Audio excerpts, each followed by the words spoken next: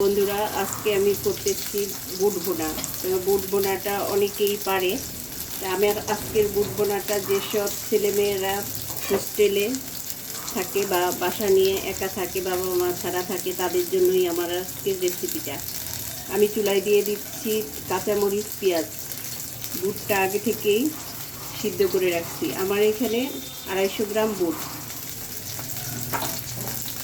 আমি এর সাথে দিচ্ছি আদা রসুন বাটা, জিরা বাটা, মরিচের গুঁড়া, হলুদের গুঁড়া, লবণ 1/2 চামচ, মরিচের গুঁড়া, হলুদের গুঁড়া 1 চামচ, আদা বাটা 1 চামচ, রসুন বাটা 1 চামচ, জিরা বাটা।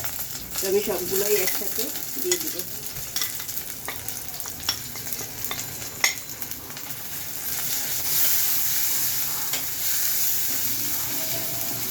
যেসব ছেলেমেয়েরা বাবা মা ছাড়া থাকে, তাদের একটু হলেও আমার এই রেসিপিটা কাজে লাগবে। তাদের জন্যই আমার আজকে এই রেসিপি। সাথে দিয়ে দিচ্ছি একটা টমেটো কুচি। আপনাদের কাছে টমেটো থাকলে দিবেন, না থাকলে কোনো সমস্যা নেই। একটা আলু সিদ্ধ,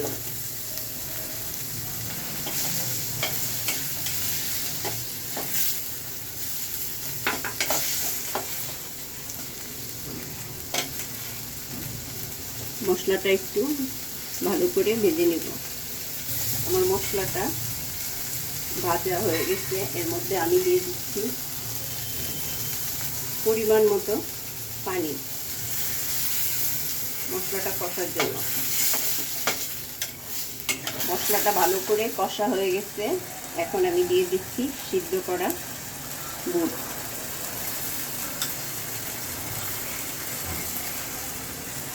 এটা 4-5 ঘন্টা আগে ভিজায় রাখতে হয়। আমার বুটটা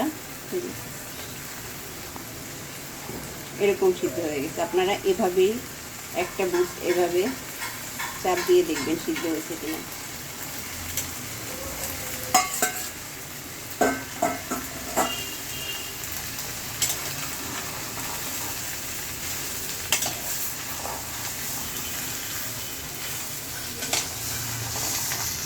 সাথে দিয়ে দিচ্ছি 1/2 চামচ এলাচ, দারচিনি গুঁড়া।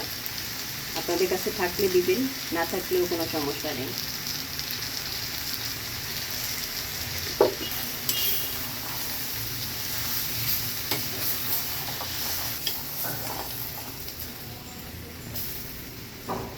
আমার বুট ভুনাটা হয়ে গেছে।